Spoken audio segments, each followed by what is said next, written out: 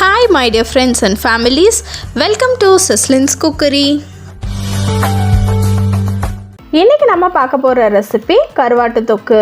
இந்த கருவாட்டு தொக்கு வந்து எங்கள் அம்மா நாங்கள் காலேஜ் படிக்கும்போது ஸ்கூல் படிக்கும்போதெல்லாம் இதை செஞ்சு கொடுத்துருக்காங்க. காலேஜ்லேயும் சரி ஸ்கூல்லேயும் சரி இந்த பர்டிகுலர் ரெசிபிக்கு அவ்வளோ ஃபேன்ஸ் இருப்பாங்க. என் ஃப்ரெண்டு தான் வந்து இதை அப்லோட் பண்ண சொல்லியிருந்தா. அதனால் அம்மா பண்ணுற அதே டேஸ்ட்டில் இந்த கருவாட்டு தொக்கு எப்படி பண்ணுறதுன்னு உங்களுக்கு நான் செஞ்சு காட்டியிருக்கேன். வாங்க வீடியோக்குள்ளே போகலாம்.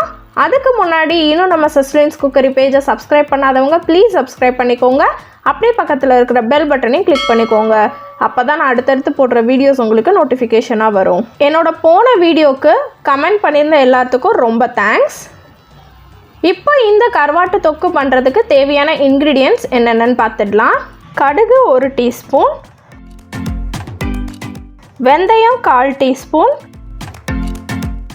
கருவேப்பிலை கொஞ்சம் எடுத்திருக்கேன், பூண்டு பல் 6, சின்ன வெங்காயம் ஒரு 30 சின்ன வெங்காயம் உரித்து எடுத்து வச்சுருக்கேன், தக்காளி 3 நல்ல பெரிய சைஸ் தக்காளியாக எடுத்து வச்சுருக்கேன், கருவாடு வந்து 5 துண்டு எடுத்திருக்கேன், அது வந்து ஷீலா கருவாடு எடுத்திருக்கேன், குழம்பு மிளகாய் தூள் வந்து 3 டீஸ்பூன், மஞ்சள் பொடி 1/4 டீஸ்பூன், மல்லிப்பொடி 3 டீஸ்பூன், மிளகாய் பொடி 2 டீஸ்பூன், புளி எலுமிச்சை சைஸு. இப்போ இந்த டேஸ்டியான கருவாட்டு தொக்கு எப்படி பண்ணுறதுன்னு பார்த்துடலாம். ஃபர்ஸ்ட் வந்து ஒரு கடாய் வச்சுக்கிறோம். இப்போ அந்த கடாயில் 2 டேபிள் ஸ்பூன் நல்லெண்ணெய் ஆட் பண்ணியிருக்கேன். இந்த ரெசிபிக்கு நல்லெண்ணெயை யூஸ் பண்ணுங்கள், டேஸ்ட்டாக இருக்கும் ரொம்ப. எண்ணெய் நல்லா காஞ்சதுக்கப்புறமா கடுகு உளுந்து ஆட் பண்ணிக்கிறோம்.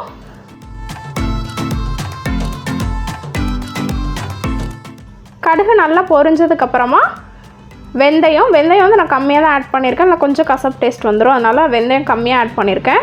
வெந்தயம் பொரிஞ்சதுக்கப்புறமா 6 பல் பூண்டை நீளமாக கட் பண்ணிவிட்டு அதை ஆட் பண்ணியிருக்கேன். எல்லாத்தையும் சேர்த்து நல்லா மிக்ஸ் பண்ணி விட்டுக்கலாம்.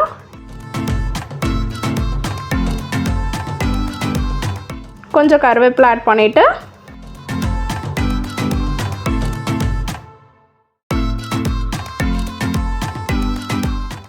பூண்டு பார்த்திங்கன்னா நம்ம வெங்காயம் ஆட் பண்ணுறதுக்கு முன்னாடி பூண்டு வந்து நல்லா வதங்கிடணும். இந்த மாதிரி ப்ரௌன் கலரில் வந்ததுக்கப்புறமா சின்ன வெங்காயத்தையும் நீளமாக கட் பண்ணி நான் ஆட் பண்ணிக்கிறேன்.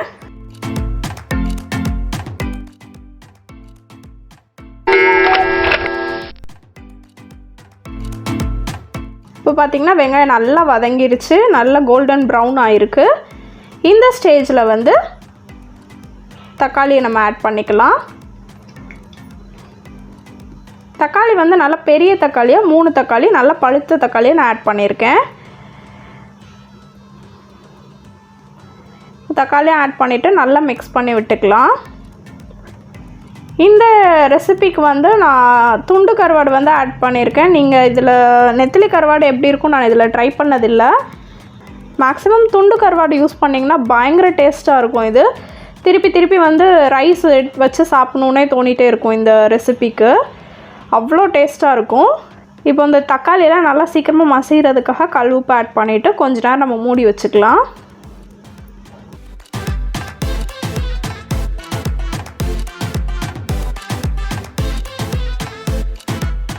இப்போ பார்த்திங்கன்னா இந்த ஸ்பூன் அளவில் நான் பொடியெல்லாம் எடுத்திருக்கேன். தக்காளி நல்லா மசிஞ்சோடனே பொடியெல்லாம் ஆட் பண்ணிக்கலாம். 1/4 டீஸ்பூன் மஞ்சள் பொடி, 2 டீஸ்பூன் மிளகாய் பொடி, 3 டீஸ்பூன் குழம்பு மிளகாய் தூள், 3 டீஸ்பூன் மல்லிப்பொடி எல்லாத்தையும் சேர்த்து இந்த மசாலா எல்லாத்தையும் ஒரு 2 நிமிஷத்துக்கு நல்லா எண்ணெயிலே நம்ம வதக்கி விட்டுக்கலாம். எண்ணெயிலே மசால் வந்து வதங்கும் போது அதோட பச்சை வாசனை எல்லாமே நல்லா போயிடும்.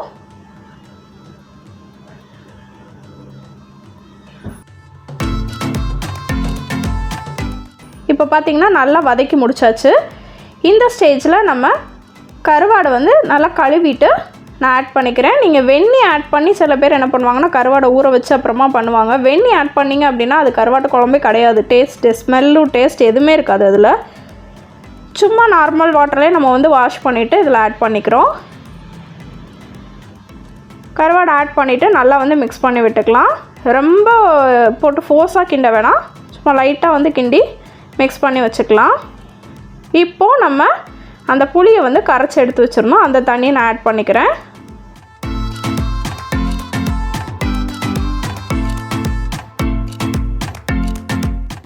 இப்போது டேஸ்ட் பார்த்துட்டு நீங்கள் உப்பு போட்டுக்கோங்க. ஏன்னா கருவாடுலேயும் உப்பு இருக்கும், நம்ம தக்காளி வேக வைக்கும் போதும் கொஞ்சம் உப்பு ஆட் பண்ணியிருக்கோம். ஸோ அதனால் உப்பு பார்த்துட்டு நீங்கள் டேஸ்ட் பார்த்துட்டு ஆட் பண்ணிக்கோங்க. கொஞ்சம் லைட்டாக கொதிக்க ஆரம்பித்ததுக்கப்புறமா அடுப்பை வந்து சிம்மில் வச்சுட்டு ஒரு 5 to 10 minutes வந்து மூடி போட்டு மூடி வச்சுருங்க. பார்த்திங்கன்னா இந்த மாதிரி எண்ணெய் பிரிஞ்சு நல்லா வந்திருக்கும். லைட்டாக கிளறி விட்டுட்டு திருப்பி மூடி போட்டுருங்க. நமக்கு இன்னும் கொஞ்சம் ட்ரை ஆகணும்.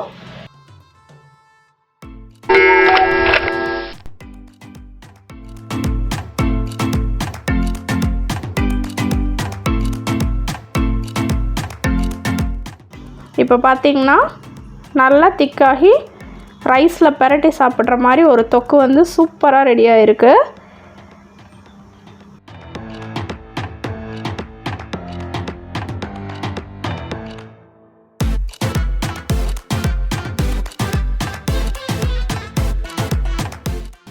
பாருங்கள் அதோட டெக்ஸ்சர் எப்படி இருக்குன்னு பாருங்கள்.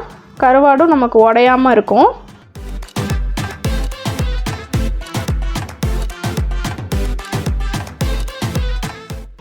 அவ்வளோதான், இந்த கருவாட்டு தொக்கு சூப்பராக ரெடியாக இருக்குது. அட்டகாசமான டேஸ்ட்டாக இருக்கும். நீங்களும் இதை கண்டிப்பாக ட்ரை பண்ணி பாருங்கள். ட்ரை பண்ணி பார்த்துட்டு எப்படி இருந்துச்சுன்னு எனக்கு கமெண்ட்டில் சொல்லுங்கள். Let have an enjoy. இந்த வீடியோ உங்களுக்கு பிடிச்சிருந்துச்சுன்னா லைக் பண்ணுங்கள், ஷேர் பண்ணுங்கள். மறக்காமல் செஸ்லின்ஸ் குக்கரி பேஜுக்கு சப்ஸ்கிரைப் பண்ணுங்கள். இன்னும் ஒரு நல்ல வீடியோவில் உங்களை சந்திக்கிறேன். until then bye.